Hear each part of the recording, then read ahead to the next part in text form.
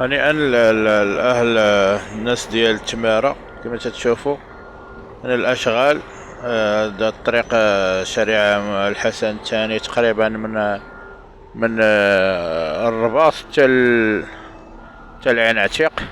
كل الطريق هذه غادي تقاد كما تشوفوا هنايا.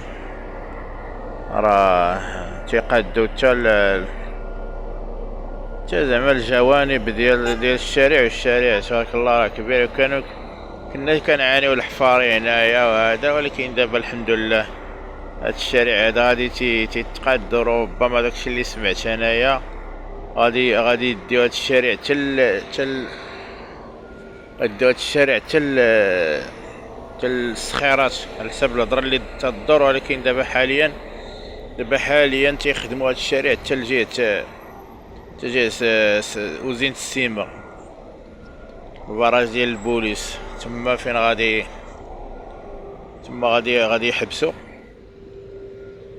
ولكن غادي يكملوها حتى على حساب الهضره اللي كدور، غادي يكملوها حتى الصخيرات. يعني هادشي زوين، ونتمنوا ان شاء الله الطرقان كاع المغرب تكون بحال هكا. لما لا، هذا الطوبيسات حتى هما تيعانيو. فهاد السيركيلاسيون كاينه السيركيلاسيون بزاف. هاد الشارع هذا عليه واحد الضغط،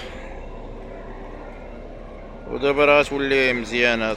دابا غيولي فيها النيل، وغيولي فيها التشجير. غادي يديروا التشجير في الجوانب.